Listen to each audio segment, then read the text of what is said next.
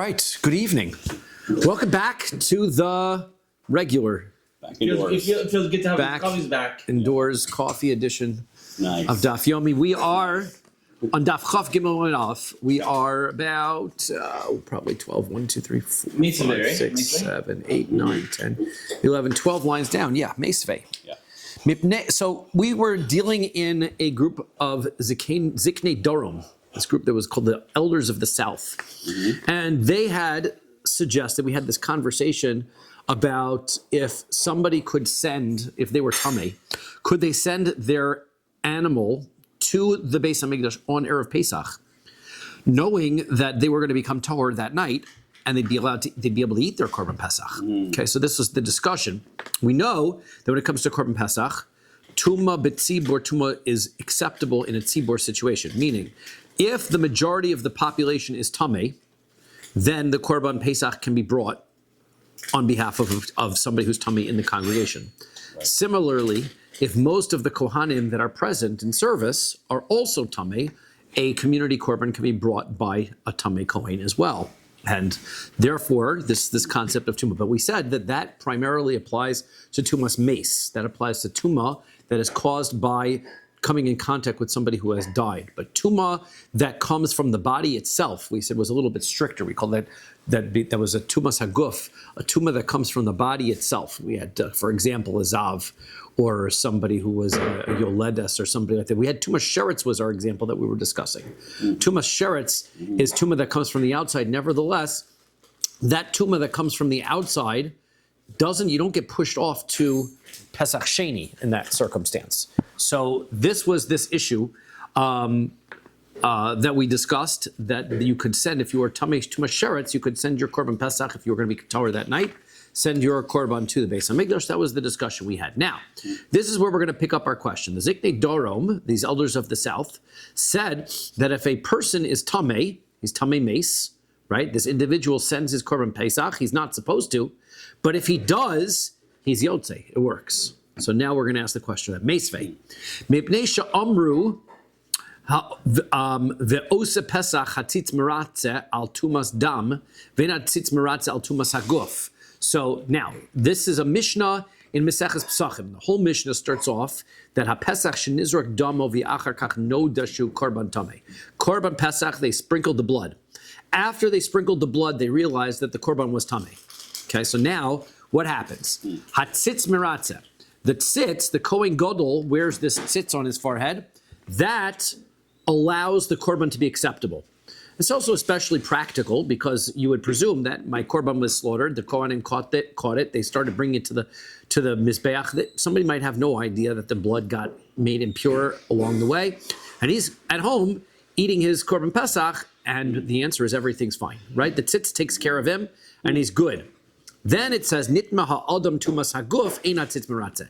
However, if the person, right, if there's tumas haguf, then the tzitz does not help. Why? Mipnei she'amru, because they said, Nazir ve'osa pesach hatzitz meratze al. When it comes to Nazir, right, the rules by a Nazir, and somebody who's making a korban pesach, the tzitz is going to allow their korban to be brought. In a case of tumas dam, if the blood becomes impure, ve'ein hatzitz meratze al tumas haguf, but the tzitz is not going to make it acceptable if the person himself is tameh. Okay. Now, b'mai, what is the circumstance of the case? Ilema b'tumas sheretz. What kind of tumah are we talking about that the tzitz is finding acceptable? Are we talking about if the person was tameh tumas sheretz, the person that that's the one that isn't meratze by the guf? So hamart. We said, the Gemara already said that according to the elders of the South, they said, Shochtin v'zorkin al tumas sheretz. They said, you're allowed to bring a korban pesach if the person has tumas sheretz. So therefore, that wouldn't be the issue. Of course, that wouldn't make the korban unacceptable because you don't even need the tzitz, right? That korban is fine if the person is tummy tumas sheretz. Ella tumas mace. Okay, so we must be dealing with a case that the tumah that we're talking about here is coming in contact with the dead, or under the same roof, or the like. Now, Vikatani, the Mishnah says, Ein hatzitz meratze. The tzitz doesn't allow the korban to be brought if the person, we're presuming that this means, that the person who's bringing it is tameh tumas mace. So that contradicts these elders of the South who suggested that b'diavad, after the fact, if somebody was tamei tumas meis, he's supposed to wait till Pesach Sheni, but if he doesn't, he sends his korban Pesach in and he does bring it, it's b'diavad yotze. Almol, that is to say, nitmeu ba'alim b'meis, if the owner becomes tamei by touching a body, ein meshalchin korban osehem, you cannot send their korban, even b'diavad, to be brought. Right? And so therefore the halach, this would be against the ziknei darom. So the Gemara says, no, this is not, you can't prove that this is going against the ziknei darom. Id itamu balim b'meis hachanami. If what we were dealing with was that the person who's sending the korban became tamei, then you'd be right. That is a good point. However, that's not what we're talking about when we talk about tumas aguf. We're talking about kigon shenitma kohen b'sheretz. We're talking about the kohen himself becoming tamei, and as we said, tumas meis was okay, but not by tumas sheretz, right? That is where we said that's where his service does not work, right? Because even the ziknei darom said that if a kohen is tamei meis, we said that's okay because tumas pushed off if it's a tzibor issued by tumas meis, but not by tumas sheretz. Tumas sheretz, if a kohen is tamei, tumas sheretz, he cannot bring the korban. Okay, so now, that means that according to the Ziknei Darom, these elders of the South, this Mishnah in Psachim is talking about Tumas Sheretz. Okay, so now, Ihachi, if that is correct, that we're dealing with Tumas Sheretz, Ema Seifa, then the end of the Mishnah, let's take a look at the end of the Mishnah. The end of the Mishnah says, Nitma betumas hatahom. Let's say this individual, the person, and it's not the person who's the makriv is the person who's bringing the korban, it's the kohen. So let's say he becomes tamei with something called tumas hatahom. Tumas tahom means tuma of the deep. It means that there's no way of knowing where that tuma is. It's hidden. People would not be aware of it. Okay? So what happens if something becomes tamei tumas tahom? People don't even know that it's an issue. Hatzitz meratze. So the tzitz takes care of you, right? If there's that way, you don't have to worry that your korban became invalidated without you being aware of it. The tzitz takes care of you. Now, Hatani Rabbi Chia, right? Now, the Rabbi Chia taught. Rabbi Chia was a compiler of brisos. So Rebbe compiled all of his brises and Mishnah created the Mishnah. Rabbi Chia did a similar project. He compiled a list of all the brises. So he had a brisa which explained this Mishnah. And there it says, Lo amru tumas tehom ela meis bilvad. When is it that the tzitz helps? Only if we're talking about tumas meis. Only if the issue is tumas meis, because the tzitz doesn't help for any other type of tuma other than tumas meis. Okay, now, lemeis lemute mai. So when it says that it only helps for mace, tumas mace, what is it excluding? What type of other tuma doesn't the tzitz work for? So the answer is lav lemute tumas hatom sheretz. Isn't it explaining to me that if someone became tamei with a sheretz and was unaware of it, that the tzitz isn't going to help and the korban is in fact invalidated? So therefore, that means that the beginning also can't be talking about tumas sheretz. If this is telling us, as the Bryce is telling us, that this end part is talking about only the tumas mace, that the tzitz only helps us with tumas mace, then how could the beginning part tell us that if the kohen is coming of tumas sheretz, then he can't bring the service? It seems like you're switching topics midstream in this Mishnah in Psachim. So the answer is, lo, you cannot bring a proof from Rabbi Chia, because l'me'ute tumas tahom deziva. What we're talking about is trying to exclude not the sheretz tuma, because the first part of the Mishnah is talking about sheretz tuma. We're trying to exclude tumas tahom of zav, right? If somebody was a tuma was tamei zav and was unaware of it, didn't become aware, touched tuma of a zav somehow and was not aware of it at all, so then the tzitz is not going to help, right? It's not going to be coming here. And now, as far as the tumas tahom for sheretz, right? Then that's not the halacha. Now, if I'm understanding that right, that means that tumas sheretz is going to be acceptable for because the tzitz will take care of it as well. I think Tosfos brings that up and clarifies that I don't believe is the case. That's not what he's trying to say. Okay, it's really still only works, but the point is that the Mishnah isn't excluding the case of Tumas Sheretz, which means that the beginning part of the Mishnah can be talking about Tumas Sheretz. Okay, now, according to the Ziknei Darom, these southern rabbis, okay, these southern elders, we said the Mishnah in Psachim is talking about the Kohen, right? Because if the person himself is Tamei Tumas Meis, he can send his korban in. If the person himself is Tamei Tumas Sheretz, he can send his korban in. The problem is only if the Kohen is Tamei. If the Kohen is Tamei Tumas Meis, we said that's okay. It's only if the Kohen himself is Tamei Tumas Sheretz that it's not okay. So that's how they explain the Mishnah. Okay, so now, whereas, of course, the people who argue with the Ziknei Darom, just be clear, say that somebody who is Tamei Tumas Meis himself cannot send his korban in. But the Ziknei Darom disagreed with that. Vela hadaboy Rami Bar Chama. What about the question that Rami Bar Chama asks then?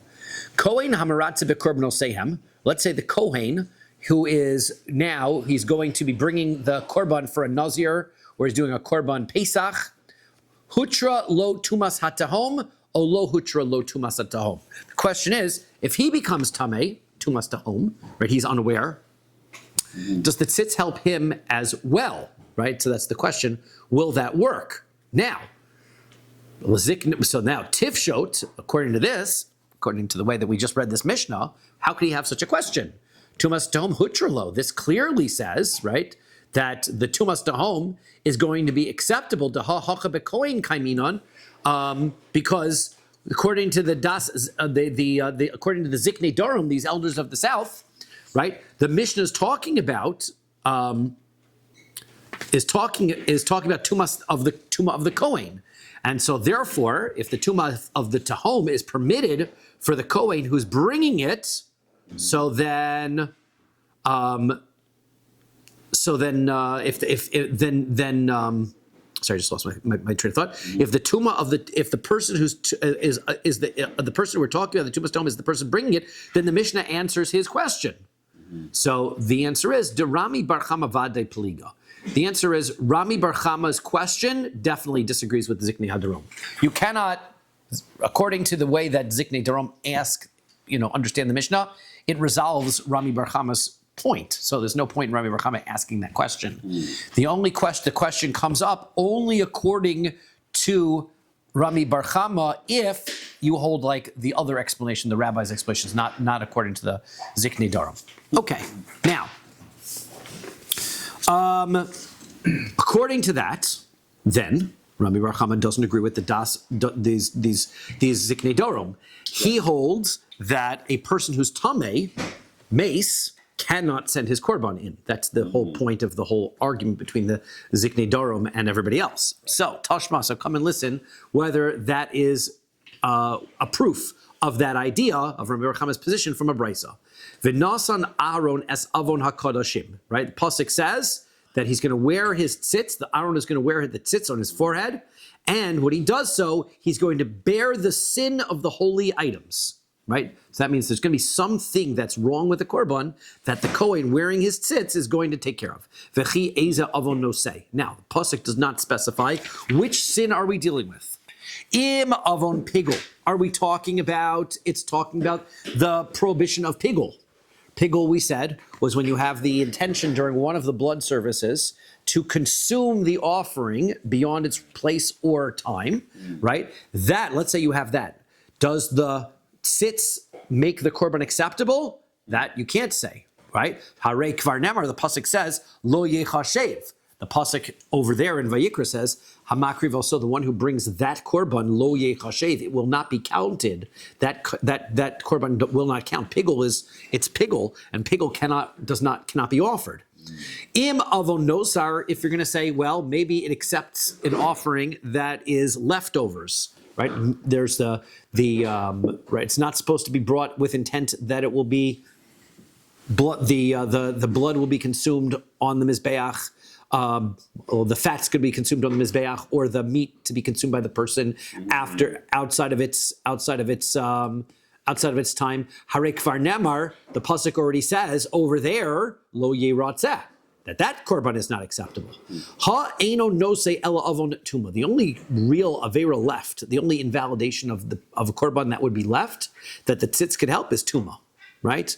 So therefore, shehutra mikol b'tzibur. And the reason why there's a leniency when it comes to tuma is we already have the idea that when the community is tameh, you can bring a korban tzibur. You can bring a community korban while you're still tameh. Therefore, this before after the mitzvah. well, I mean, remember we're talking about tumas mace. Right. So there you need the ashes of the paraduma. The mikvah is not going to be enough. That's why the mikvah is not a sufficient answer. Mm-hmm. So my tuma. So what kind of tuma are we talking about? Okay, that this tzitz is going to help for. Ilema tuma sheretz. If you're going to say, well, it could be that if the korban, or even the person who's bringing the korban, is, let's say the korban itself, right? Or both, right? It happens to be both. Either way, the halach is the same. So, heicha ishtari, where would we find that tumas sheretz is permissible? We never have that. Ella tumas mace. Rather, the only one that there's a permissibility is the tuma of a mace. Okay, the tuma of a mace has a permissibility. Velav kigon shnit ba'alim b'mace. So, isn't it talking about that the owners, right? The brisa doesn't specify how the tzitz is going to help. The brisa just simply says the tzitz helps tuma in a korban. So there's two ways for there to be a problem of tuma in a korban. Either the korban is tameh or the person who's bringing it is tameh. How does this help with the tzama and tameh? Because that's what the pasuk says. The pasuk says that it bears the sin of the korban, and even though one would presume the korban to be invalid, that's what the function of the tzitz is. It's to save tameh korbanos. They don't have to get thrown away. They can still be effective. Okay. So now, alma, that is to say, nitme ubalim b'meis mishalchin korbanoseyam. So therefore, we would then deduce that if somebody is tameh mace, he could send his korban in, his korban Pesach, which is the only sort of personal community korban that there is, right? And that will be accepted, right? And the tzitz will be able to take care of it, right? So you're not supposed to, but let's say he did it, right? That's the issue. So then it should work. Now, ubemai, which korban are we talking about? Okay, now we're going through all the specifying. So we must be dealing with a person who just sent his korban in. He's tameh, he's not supposed to, but he did it anyway. The tzitz is going to help take care of that korban. Now, b'mai, which korban are we discussing here? Ben nazir, if we're talking about, let's say, a person who's a nazir is completed his nazirus, and he's bringing his korbanos, okay? So then, chiyamus meis alav, amar rachmana. The pasuk says that a nazir who becomes tameh b'meis is not allowed to bring his nazirus of tara, right, until he becomes tar from his tumah. So from his tumah, he becomes tameh, he becomes tar from his tumah, and then he brings the korban of nazir tameh first. Then he restarts his counting again. These are all the rules of nazir, right? If a nazir becomes tameh, he can't just send in his nazir korban. It doesn't work. He's got to restart. So that can't be the korban. Ella liose pesach. This must be that we're talking about a person who's doing a korban pesach. Okay, so now, if that's the case, so we're coming from this brisa that we are presuming to prove, like this position of these elders of the south, that somebody who is tameh can theoretically send their korban pesach to the Beis HaMikdash, tameh mace, send it, and it would be valid based on the tzitz. Okay, so that is going to be a question against Rami Bar Chama, because Rami Bar Chama had said, you can't. That was what he disagrees with the elders of the south. So the Gemara answers, no, liolam bisheretz. No, this, that the tzitz is helping us with tumas sheretz, right? So, the shem tuma ba'olam.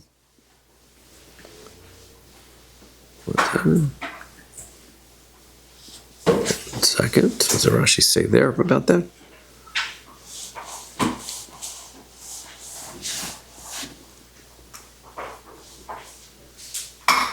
Right, that this individual right, that the tzitz is able to send on his behalf is not somebody who's tamei mace, it's somebody who's tamei tumas sheretz. Okay, but we said, well, wait a second, right? The leniency we said only exists by tumas mace. Why would we think the tzitz can help us with tumas sheretz then? And the answer is because once we know that tuma can be taken care of by the tzitz, it doesn't matter what type of tuma anymore. We're not differentiating in types of tuma. The tzitz takes care of tuma, period. So therefore, a tzitz can take care of a person who is tamei sheretz sending his korban pesach in. He doesn't like the idea of somebody who's tamei tumas mace sending his korban pesach in for a different reason, because the Torah says he's supposed to send his pesach, he's supposed to do a korban pesach sheni. So therefore, he's not supposed to do this. So that's why we don't want to bring it as that. But the tuma isn't the problem there. The problem is the pesach sheni issue. Okay. Now, ve'ikad daik umaisi hachi. There are those who are bringing who learn this the other way around, right? And they bring the proof starting from this side, right? They start with this. The pasuk says again, "V'nasa Aaron es avon hakodashim," that avon hakodashim in, that the sin that the tzitz helps is when the korban is tamei. Avon makdishin lo, not if the person who's bringing the korban is tamei. So therefore, according to this version, the reason why somebody who's tamei mace can't send his korban pesach in is because the tzitz doesn't help if the person's tamei. The tzitz only helps if the korban is tamei, according to this version. Okay, so therefore that is another way of looking at it. Okay, so now to make a korban tummy, you need someone to touch it, right? Something to sheretz has to touch it. For example, sheretz is our example, is our ongoing example, or tumas mace, right? Yes.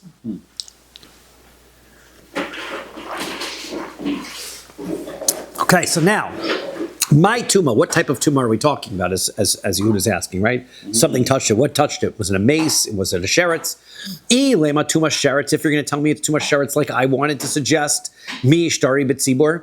There's no such thing as being a leniency of allowing tumas sheretz in a community circumstance. So therefore, why would the tzitz help you out there?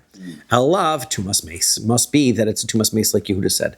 Tuma coming in contact with something of the dead, and that's how the korban becomes tamei. So avon kadashim in, avon makdishim lo, and this makes it very clear. It is the sin of coming in contact with the korban, not the person.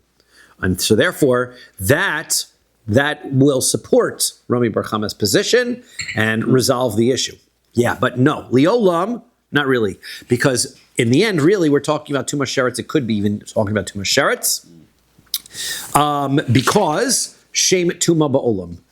Again, we're not dealing with splitting types of tuma up. Once we know that tuma is permitted in the community by tumas mace, we then say that tzitz is now able to take care of tuma in general, and we don't care which type of tuma it is, and the tuma is going to take care of it. But nevertheless, right at the end of the day, and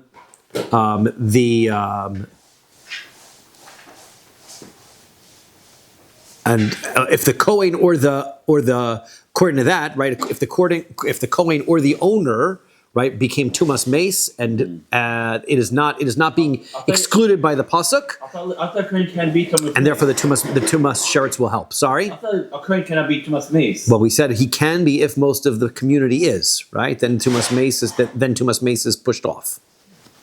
Okay. Okay. Let's get rid of it. Let's move on from the elders of the South. Let's talk about the next issue in the Mishnah. The next issue of the Mishnah. These are difficult gemaras to start and stop in. If you're in them, then you can pick them up. But if you're out of them, then you. Next thing is you can't do the avoda while you're sitting. Yoshev. No Kohen can sit while doing the avoda. Minol, and how do I know that? Amar Rav, Amar Rav Nachman. Rava says the name of Rav Nachman. Amar Kro, the pasuk says la'amod lisharei. Simple enough. You have to stand and serve. La'mida bechartiv v'lo liyeshiva. You were chosen to do the service while you were standing. Right. The service is acceptable while standing, not while sitting. All four parts we're talking about? All 4 parts. Right. And even really any service altogether. Right. Any service, because it says la'amod lishareis. We even said it with regards to washing the hands, remember? right? You couldn't sit down and wash. Right. La'amod l'shareis, any service you're not allowed to sit. Really, there's also an issue of sitting in the courtyard in general. Anybody but the king couldn't sit down in the azara of the Beis Hamikdash altogether. Okay, so you're supposed to be standing during the avoda. It invalidates it. Tana Rabbanan, Rabbi's word. La'amod l'shareis mitzvah. So it says that you have to stand and serve. That means lechatchila, right? As we said, if it's written in the Torah one time, it means that that's ideal. But if it's only written one time, that doesn't mean that if you don't do it, it invalidates. But Keshu Omer, when the pasuk then says in another pasuk nearby, Ha'omdim, the full pasuk is V'sheres b'shem Hashem Elokav. He will serve in the name of Hashem as God, Kechol Echav HaLeviim, like all of his brethren, the Leviim, Ha'omdim Sham, that are standing there, Lifnei Hashem. Shana Olav HaKasa, the pasuk then is specifying again, saying that you must be standing la'akev. By writing standing twice regarding service of the Beis Hamikdash, it means that it must be done, and if you don't do it, it invalidates it. Amar le Rava l'Rav Nachman. Okay, so the question is going to be, we had certain types of services that you're chayiv misa, right? If you do them incorrectly. Rava wants to know from Rav Nachman. Mikti. Let's take a look at this. Yoshev Kazar Dami is that Yoshev, somebody who's sitting, is he have the status, if a Kohen sits down, does he have a status of a non-Kohen? Like we said, for example, if the Kohen doesn't wear the garments, he's a non-Kohen, and he gets punished like a non-Kohen for doing the service. If a Kohen... Isn't he allowed to take a break from doing service once in a while? But he has to leave the Beis Hamikdash. Right? Then he can take up the garment, but when he comes back in, that's right. Yes, correct. Well, and when he's going to do the service, he has to wear the garments, right? So Rava says to Rav Nachman, let's say a person sitting down, is he like a Zar? Is he like a non-Kohen? Umachil avoda, and so therefore he is going to invalidate the service like a Zar. So Ema, so I'll say, right, Mazar b'misa, and if that's the case, so just like a Zar gets the death penalty, right, when he does the services, we said it only applied to Kabbalah, right? It was Kabbalah and Zrika were the two, right? Those were the two. And we had just to remember that we had a machlokes, which death sentence, right? It was, whether according to the Chachamim, they say that it was Misa b'dei Shemayim, right? Misa b'dei Shemayim, and the Ramba, but Rabbi Akiva holds that it's Skila. Rabbi Yochanan ben Nuri says that it's chenek. So it's an argument which misa we're talking about. Let's say the Chachamim say it's misa b'dei shemayim. That means Hashem takes care of it. We don't stone the person for doing it. Okay, so now What's the misa b'dei shemayim? Hashem strikes you down. Not right away, but Probably not right away. Yeah. So now Ema. So af yoshev misa. So to somebody who's sitting is going to get misa. Alma. Then why did we write in a brisa that says, right, that which services, this is talking about the services that somebody gets misa for, aval arel onein yoshev einon b'misa ela be'azhara, that somebody who is uncircumcised, somebody who's an onein, somebody who's had a relative who died, and somebody who is sitting does not get misa, he is just an azhara, means a losase, right? And so he's going to get malchus, he's going to get lashes for it. So mishum dehavi mechusar begodim, the answer is, you know why it's different? Because there are two cases that the person does get misa for. The case is a Kohen who's not wearing the proper clothing, and if he doesn't wash his hands. Those cases, he gets misa, and the pasuk specifies that he gets misa. Once the Torah specifies in those two cases, because if it meant that in all cases you only have to write it one time. Why does the Torah write it twice? In order to tell me it's specifically these two cases, not the other circumstances. Whenever you have the Torah specifies two psukim saying the same law, ein melamdin means that you cannot learn it to other places as well. So therefore, now leman da'amar melamdin. Now, according to the opinion that says that you do teach to other places, so then shisuya yayin havale shlishi ushosha ledivra kol ein melamdin. There's also says in a third place, right? Somebody who drinks wine and comes to the Beis Hamikdash, he also gets the death penalty. And according to the opinion, says that even if it's 2 times, we still learn it. 3 times, though, you don't. So therefore, everyone agrees we don't learn it unless the pasuk specifically specifies as a death penalty, and therefore somebody who does the service while sitting, he invalidates the service, he gets lashes, but he does not but he does not get the death penalty. Well, because you serve while intoxicated? Serving it while intoxicated is also a death penalty. Omeid al gabe kalim, al gabe behema, al gabe ragle chavero posel. Then the Mishnah said, if he's standing on a utensil, right? If he's standing on an animal, or he's standing on his friend's feet, right? All of those circumstances, it invalidates. It's a chatzitza, we said. It separates between him and the floor, and that's no good. Minalan, the Gemara wants to know, where do I know that? From the Tana de Rabbi Shmuel, we learned in a brisa from Yeshiva Rabbi Shmuel. Hoel ritzba mikudeshes, the floor is sanctified for the service. Klei shares mikudoshim, and the utensils that you serve are also sanctified. So ma klei shares lo yehi davar chotzeis beino lebein klei shares. So just like we know the rule is, you can't have anything blocking between your hands or your body in contact directly with the service utensil. Right? You can't wear gloves, for example. Af ritzba, so to the floor, lo yehi davar chotzeis beino lebein ritzba, you can't have anything in between you and the floor. So were they No barefoot? Socks. Yes. They're barefoot. Completely barefoot. That's correct. None of there was glass. None of the big day kuna. There would be no glass. Because under what circumstance, Right. none of the utensils are made out of glass. Right. There are knives. Or sharp metal pieces on the floor. A knife could be there, right? Just Right. watch where you're walking. Watch your step, you hear me? There's probably signage, to be careful. Watch your step. Utsricha. Okay, so now, the Mishnah really does need to tell me all three of these cases about the utensil, the animal, and the person. Because Diyashmin on Kli, if the Mishnah had only told me about the utensil, Mishum Dilav Mina de Basar Ninu, because it's not flesh. So I might have thought that one is going to be the one that blocks it, right? Aval behema demina basar, but an animal is flesh, so therefore imalo, it doesn't create a block. V'yashmein and behema, if you told me about the animal, the lomina da'adam, it's not a person, right? Aval chavero da'adam, who but his friend, who's a person, I hope. So imalo, I would say no. So tzricha, therefore I need each one. And we have the Mishnah. It follows the pattern of what we call lo zu afzu. So don't say, well, once we know that the person is going to be blockage, I know the other ones. Of course we do. But the Mishnah often does that. It says, here's one case, and then here's a stricter case, and here's another case. Okay, Tanya, we learn in a brisa. Rabbi Eliezer says, Raglo achas al hakli, v'raglo achas al ritzba. Let's say one foot is on the utensil and one foot is on the floor. So raglo achas ala even. Let's say there's a stone that is loose rock in the area. Uh-oh. So let's say his 1 foot is on that, right? 1 foot is on the floor. V'raglo achas al ritzba. Row in. So we take a look. We have to see. Kol she'ilu yinatel hakli v'tinatel ha'even yachol ha'amod ha'raglo achas v'ya'avod avodaso kishera. If you could take away whatever he was standing on, and he was putting sufficient amount of his weight onto his foot that was on the ground, such that he wouldn't fall over, then his avoda is okay. V'im lav, but if not, then he's standing on the other item and psula, then it would be his avoda would be invalidated. Okay, straightforward. Boy, Rabbi Ami wants to know the following question: Nidal de la ha'even.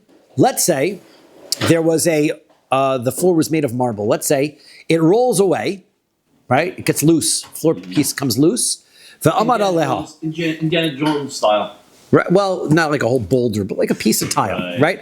Piece of tile comes loose, and he's standing on that. Mahu, what's the halacha there? So, if nobody has any intention of taking that tile and reattaching it, this is garbage now, and they now have to make a new tile. Mm-hmm. So that's for sure. That's for sure going to be a blockage.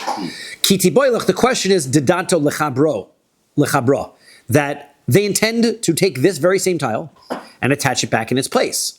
So my kaven dedato lechabro. Do we say that since he's intending to reattach this tile back to the floor, kimod de mechabra dami? It's like it's still attached now, and therefore it's not a problem.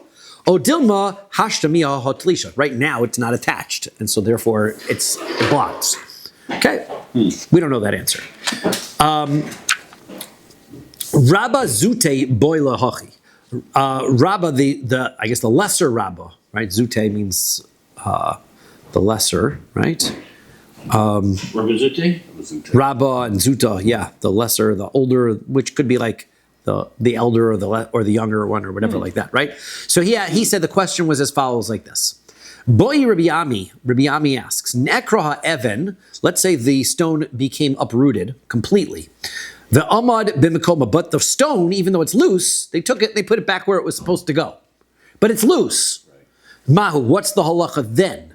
Mai kami boile, what was his question? Ki Kodesh David Ritzba El Yona Kodesh. When David HaMelech sanctified the Beis HaMikdash, did he sanctify the upper floor, the tiles? Odilma ad le'aris de Tahoma Kodesh. Or did he sanctify all the way down to the ground? Okay. Sorry, was he standing not where this? He's not standing on the loose tile. He's standing where the tile used to be. That's what's happened. There's a small gap now. There's a gap. So now he's standing on dirt where the tile used to be. So the question is, when David sanctified the floor of the Beis HaMikdash, did he sanctify the marble tiles, or did he sanctify all the way down into the mountain? Right. But if there's a gap and there's dirt, wouldn't there be some sort of tumah inside that dirt? There's no tumah. No, for sure not tumah. Right? Nobody's burying anybody in our bias. Right? There's no tumah there. So now, that couldn't be his question though. V'ti boile kol hazar kula. Right? So then, why, if that's his question, so then why did you make it so that he happened to have been removing one stone? You could ask the question of, what if they are doing renovations and they remove all the stones? Can you do the service on, that should be the question is, can you do service on the bedrock rather than on the tiles? So, no. Liolam pshitale da'ad aris ditoma kodesh. Really, it was clear. Everybody understands. David HaMelech sanctified all the way down. Hachi kami boile. The question is like this. Derech sheirus bekach or ein derech sheirus bekach? Is it the right way to serve? You're standing not on the nice tile, you're standing on the dirt. Right. Is that the way of serving in the Beis HaMikdash? No, you should be standing on the nice flooring. Teku, we don't know. It's a good question. Fair question. So that was why, if there's one tile missing, maybe you shouldn't be standing in that place. Teku. So David HaMelech, he sanctified the area, and then Shlomo built it. Yeah, isn't that interesting? Right? That was a good deal. That's a good point, right? Because it does say that this is David HaMelech, Ki Kodesh David. Yeah. Right? He says here, he brought 2 todos and a shear, right? It says, in the Gemara, Ritzba Mekudeshes, the Tosfos says, Tol HaRishon,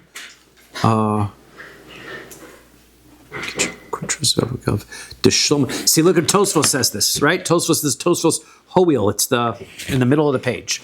Tosfos says, points out your point. David Kitsha, David sanctified it, Kidapirish Bekuntras, like Rashi says. V'alfa gav de Shlomo Bona, even though Shlomo built the base of Bona Habayis, David Kitsha, David is the one who sanctified it. Kid Amar Lekaman Bishmaisa, Ki Kodesh David. Ubirshami B'Pes Shvuas, I'm reading David Ze Melech God Ze Navi. Masha Pirs Bekuntras Shekitcha B'Shtei Todosu B'Shir Eno Kain Dazar Eno Miskadeshes B'Shtei. That's not the way that you're supposed to do it. Ella B'Shiri Mincha. Okay.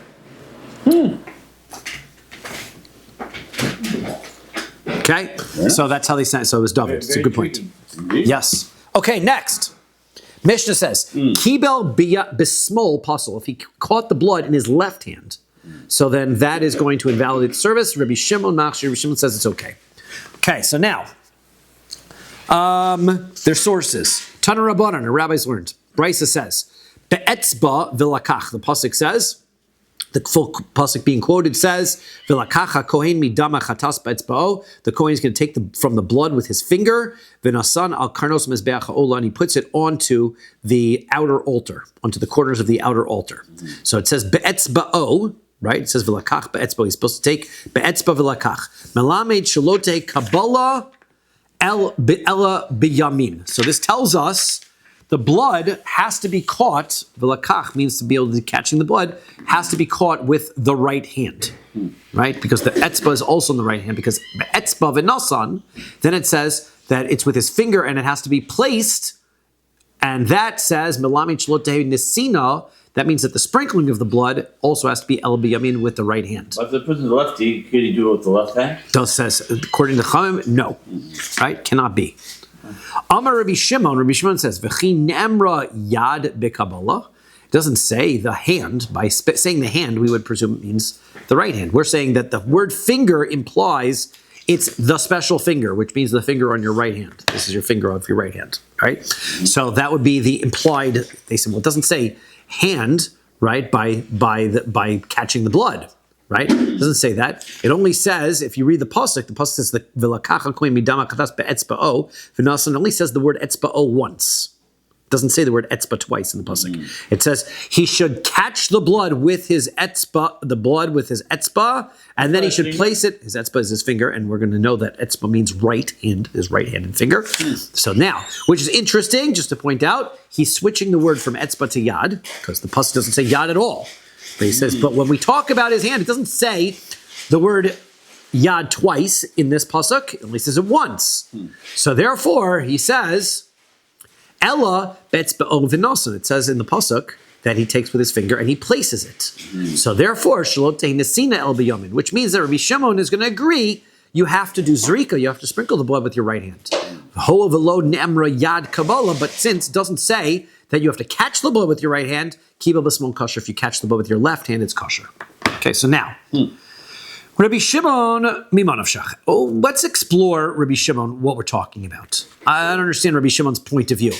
Is like gzera shava. If he is learning a gzera shava, meaning, how do we know it means right hand in the first place, right?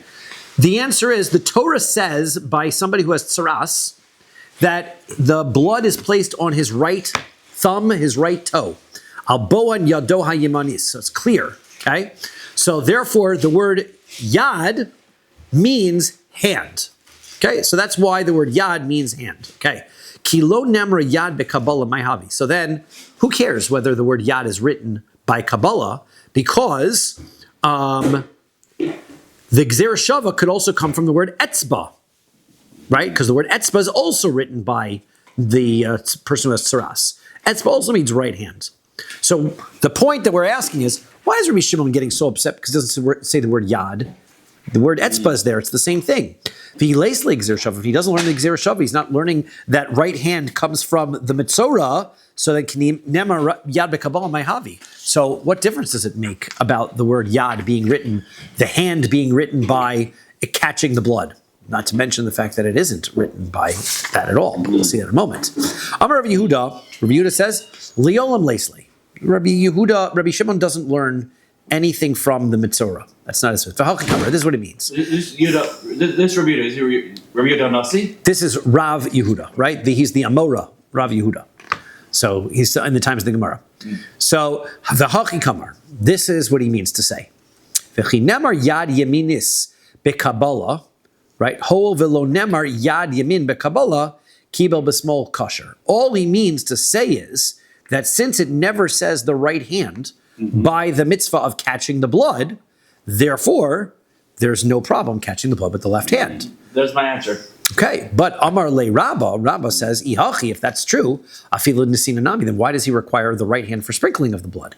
It also, if he doesn't learn it from mitzorah, there's no source to say that etzba means right hand either. Ve'od, and furthermore, v'chileis le Rabbi Shimon gzera shava. How could you even say Rabbi Shimon doesn't agree with the gzera shava? We have other places where we see Rabbi Shimon does hold of this gzera shava. Ve'atanya, we're going to brisa. Rabbi Shimon says, Kol makom shenemar yad. Whenever the word yad is written in the Torah, eino elo yamin, it means your right hand. And etzba eino elo yamin, and the word etzba also means your right hand. So therefore, he does learn it. Where would be his source for that rule? The answer is the gzera shava that comes from mitzorah. That since by tsaras it has to be in your right hand. So to every time it says hand or finger, it means right. Ella amar Rava. So Rava says no. Liolam isle. This is what Rabbi Shimon's, the way he's learning. Okay, he holds of this gzera shava. V'achi kamer. This is what he means. V'chi nemar yad beKabbalah. Right. He says when the Torah says yad, it doesn't say yad by catching the blood. It says the word etzba, not the word yad. Hoel velo nemar yad beKabbalah ella etzba. Since the word yad is not written and it only says the word etzba, the efshar likabel beetzba, and etzba cannot be the service. You can't catch blood with one finger. You could sprinkle with one finger, so it makes sense that sprinkling is done with your right hand. But you cannot interpret the pasuk that uses the word finger to mean that it has to be done with your right hand, because you can't do that service with one finger. So therefore, kibel bismol kosher, if you caught it with your left hand, it would be okay. Okay, because it says finger, not hand. Right. That's his point. Okay, so now, we don't like that answer. Amar le Rav Sama Breder Rav Ashi. Rav Sama, the son of Rav Ashi, says, L'Ravina, Ifshar de Ovid le Ozen lisfas mizrak. He says, umekabel ba. He says, it's very possible that you could make a service utensil where you catch the blood with one finger. You could make a service utensil that looks like a teacup. And you put one little finger in here, and you hold Right. with one finger. I catch the blood, no problem, right? That's his point. So therefore, of course, I can catch the blood with one finger. That's right. What's to stop me from catching the blood with one finger? Okay, so that's not a good answer. So Elam Rabbi, so Rabbi says, I'll explain what Rabbi Shimon says. B'mikra nidrish lifanav ula'acharav k'miflagi. The argument is, since the word etzba is only written one time in the pasuk, do you apply the word etzba to the first part of the pasuk, or the second part of the pasuk, or both parts of the pasuk? According to the Chachamim, the word etzba is written in the middle, therefore you apply it to both parts of the pasuk, which means that both the catching of the blood and the sprinkling need to be done with your right hand. According to Rabbi Shimon, it's written in the middle, it only goes to the second part of the pasuk, therefore only the throwing of the blood has to be done with the right hand, not the catching of the blood. Okay, now, Amar Abaye says, Hod Rabbi Elazar Rabbi Shimon, Mafka mid'avuha umafka midrabanan. Rabbi Elazar, who was Rabbi Shimon's son, he holds differently than his father does, and he holds differently than the other rabbis do. D'Tanya, we learn in a brayso about him, interestingly, that Rabbi Elazar, Rabbi Shimon says, Kol makom shenemar etzba b'kabbalah, shina b'kabbalah, puzzle. Okay, so whenever it uses the word finger by catching the blood, right? So then the rule is that you have to catch it with your right hand. And if you make any changes to catch how you catch the blood, then that invalidates the service. Benesina, but the sprinkling of the blood is kosher, that's kosher, right? Wherever the pasuk says the word etzba by the throwing of the blood, shina benesina, puzzle, then if you change the throwing of the blood, that would be puzzle, but Kabbalah kosher, and it would be okay to catch the blood that way. Now, Heichon Nemar Etzba. Now, so what he's suggesting is that the word etzba, so let's say, Heichon Nemar Etzba b'nesina, where do we ever find the word finger being talked about when we are sprinkling the blood? The pasuk says, "V'lakachta midam apar v'nasata al karnos hamizbeach be'etzba'echa." This is talking about the korbanos when they sanctified the Mishkan. So they brought a bowl, and you take from the blood of the bowl, and they sprinkled it on the horns of the mizbeach with his finger. And it says that says nasato be'etzba'echa. So that is for kasavar mikra nidrish lefanav v'lo lifnei fanav la'acharav. So he says what you have to explain that he says is, Rabbi Elazar says that you always go backwards in the pasuk, right? If it says etzba, you go to what was before it. So therefore, in our circumstance, right hand is necessary for catching the blood, not for sprinkling the blood. And this korban of the miluim, even sprinkling the blood requires the right hand. Okay, next. We learned that right-handedness was necessary because of the word yad, or the word etzba, which comes from tzaras. Amar Rabbi Barachana, Amar Rabbi Yochanan. Rabbi Barachana said Rabbi Yochanan, Kol makom shenemar etzba v'kehuna eina ela yamin. Whenever the pasuk says both the word etzba and the word kehuna, a kohen, so then it must be with the right hand. Because it's a service, it must be done with the right hand. And if you do it with the left hand, it's puzzle. Kasalka daitin tarti boina. According to this version, you need both of those words. You need the word etzba and the word kohen. Kidechsiv, for example, like where it's written in the pasuk, by sprinkling the blood of the chatos. V'lakach kohen midam hachatas be'etzba'o. There it says clearly the word kohen and the word etzba right in that pasuk. That's why it needs to be the right hand. V'yolif mitzora. And therefore, you can make the gzera shava because from tzaras, where it also uses the word hakohen and etzba'o. Therefore, you need both of those things. according to this initial version. V'harei kemitza, what about the kemitza? In a mincha offering, we scoop up a portion of the flour. Delo ksiv ba ela kehuna. It doesn't use the word etzba at all. It doesn't use the word yad, and it only uses the word kehuna. Right? Pasuk says that the kemitza must be done by a kohen. And Tanan, the Mishnah over there in Menachos, where a lot of the Mishnayos over there in Menachos are going to be parallel to our Mishnayos here, in Zevachim only they're going to be talking about meal offerings. Kamatz b'small puzzle. If you do the kemitza with your left hand, it invalidates the korban. Why should that be? It doesn't say etzba, it doesn't say yad. Elam Rava, Rava says, o etzba, o kahuna. So therefore we're going to change it. Either one. If it says etzba, right hand. If it says kahuna, right hand. Okay. Right. Well, Amar le Abaye. Abaye says, Hare holachas evarim lakeves. What about carrying the limbs of the korbanos to the ramp? Dichsiv behu, there it says kehuna. Dichsiv, as the pasuk says, vikriva kohenes hakol viktir mizbecha. The kohen is going to bring it all close to the mizbeach. V'amar we said over there, zu halachas evarim lakeves. This is talking about the service of carrying the limbs to the ramp. That's what that pasuk is dealing with. And then Tanan, we learned in a Mishnah, haregel shel yamin biyad smalo. He would take the right foot, when the Mishnah talks about in Masechus Tamid how he did it, take the right foot of the animal in his left hand. Ubeis ora lachutz, and the opening for the skin was on the outside. The skin was on the outside, so you wouldn't see the cut part, right? That would be, the wound would be facing inside, right? But nevertheless, how is he, if it says Kohen there, how is he bringing it with his left hand? So the answer is ki amrinan o etzba o kehuna bedavar hamakev kapara. Okay, little change. When we say that the word etzba or kahuna means that it must be done with the right hand, that's only talking about one of the four essential services for getting an atonement, right? Because why? Because it's dumya de mitzora, because it's similar to the person who has tsaras, right? There it says that you're sprinkling this in order to make him tahor. Right. So therefore, all of the services of the blood, that makes a difference. Vare Kabbalah, what about catching the blood? Dichsiv behu kehuna, it says over there by Kabbalah, that is by kahuna. V'davar ma'akev bekaparahu, and it is something that blocks, and Tanan, we learned, kibel b'small puzzle, Rabbi Shimon Machshir. How could Rabbi Shimon saying that it's okay? Doesn't Rabbi Shimon also hold that it says kahuna, it should be with his right hand? So the answer is Rabbi Shimon Tarti Bai. Rabbi Shimon disagrees. Rabbi Shimon does need two. So mi Bai Rabbi Shimon Tarti. As Rabbi Shimon hold that he needs two. Vatanya winner Brisa. Rabbi Shimon says Kol Malkum Shenemar Yad Eino El Yamin. Whenever it says Yad, it means right. Etzba Eino El Yamin. Etzba means right. And so therefore it doesn't need to say Kohun. The answer is Etzba lo boy kahuna, kahuna boy etzba. You're right. The word etzba by itself means right hand, but the word kohen doesn't necessarily mean, right? The word kohen still needs the word etzba in order to mean right hand. kahuna, that does imply the kahuna, well, this is what's weird, right? Kahuna implies right hand if the word etzba is also written there. Okay. So you're going to ask, well, then why is it Ela kohen lamali? Why write the word kohen at all? Right. It's unnecessary because yad by itself means it, so then I don't need to word kahuna with it. Mm-hmm. So the answer is bekihuno. It means that he needs to have his garments on.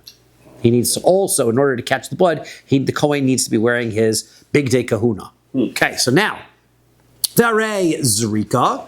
What about throwing the blood? Delo ksiv ba'u. It doesn't say Ela kahuna. Over there, it doesn't say etzba. It only says kahuna there.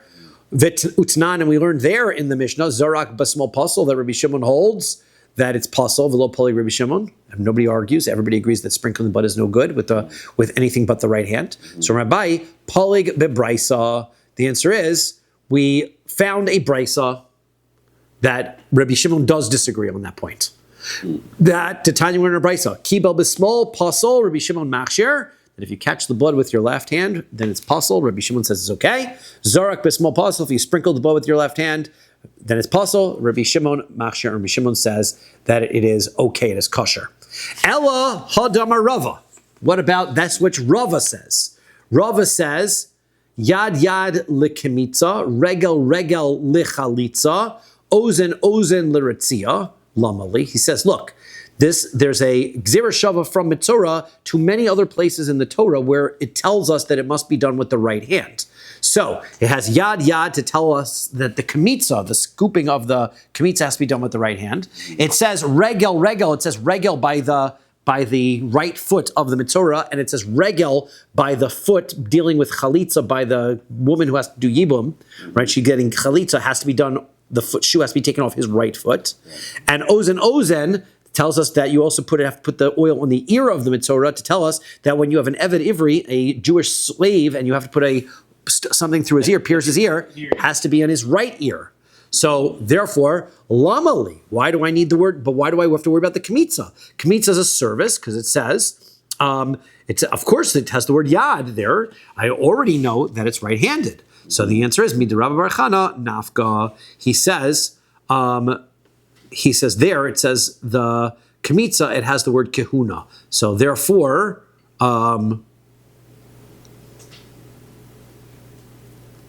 sorry, v'halo midrabba bar Chana nafka miklal. 1 second, Rabbi Chuna. What's the question here? That Rava says yad is mitzvah for kmitza. So he says,